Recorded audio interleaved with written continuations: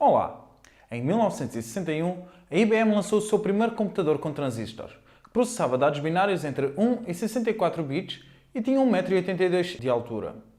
Em 2003, a AMD lançou o primeiro processador para consumidor com instruções de 64 bits. E em 2013, a Apple lança o primeiro equipamento que cabe no bolso com processadores a 64 bits. O iPhone 5S foi lançado a 25 de outubro em Portugal, em conjunto com o iPhone 5C, uma versão mais económica que custa 600 €. Em comparação ao 5C, podemos contar com um processador de 64 bits com o dobro da capacidade de processamento, gravação de vídeo em HD a 120 frames por segundo, sensor de impressões digitais e um preço entre 100 e 300 € mais alto que o 5C. Com um equipamento destes nas mãos, é difícil não notar a diferença entre a estabilidade deste dispositivo e de um outro dispositivo Android.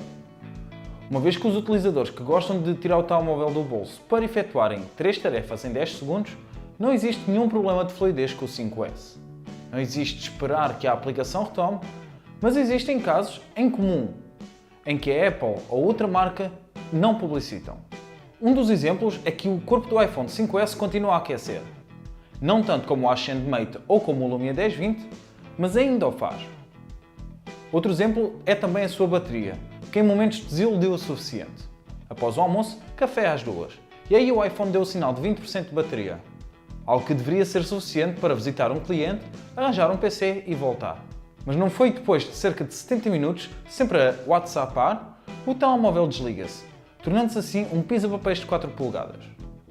Antes do veredito, é importante mencionar alguns detalhes da experiência, que, embora pequenos, a longo prazo nos farão libertar um sorriso ou um simples.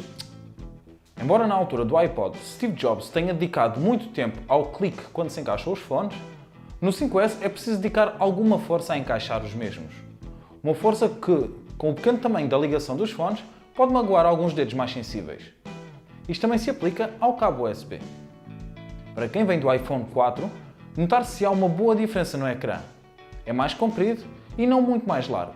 Esta ideia da Apple pode parecer estranha, mas funciona bem porque o ecrã tem mais espaço e continuamos a poder segurá-lo com firmeza. O seu corpo, no entanto, é muito sensível aos nossos dedos e facilmente temos um telemóvel marcado. Tal como na família Samsung Galaxy, isto resolve-se facilmente passando o telemóvel pelo corpo. Mas, muito rapidamente, as marcas voltam e contra o sol é difícil de ignorar. O slow motion e a câmera são muito bons, mas a posição da câmera fisicamente não é a melhor, sendo que pessoas com mãos muito grandes poderão tapá-la quando querem tirar uma foto. Em termos de software, o telemóvel é muito rápido, mas é importante mencionar que não é pelo seu processador de 64 bits, porque ainda estamos a muito tempo disto começar a ser aproveitado. Para terminar, o veredito. O iPhone 4 está numa altura em que já se torna muito lento, e o iPhone 5 veio para resolver isso. E o 5C veio para resolver isso com cores. Já o 5S veio para resolver isso, mas tem muitas poucas funcionalidades para os 700 € que vale em comparação aos seus antecessores. Para um smartphone de 699 €, vou-lhe dar a nota 9.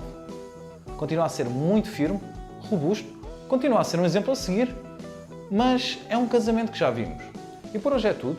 Um grande obrigado à Vodafone por ceder o equipamento. Comentem, partilhem e subscrevam.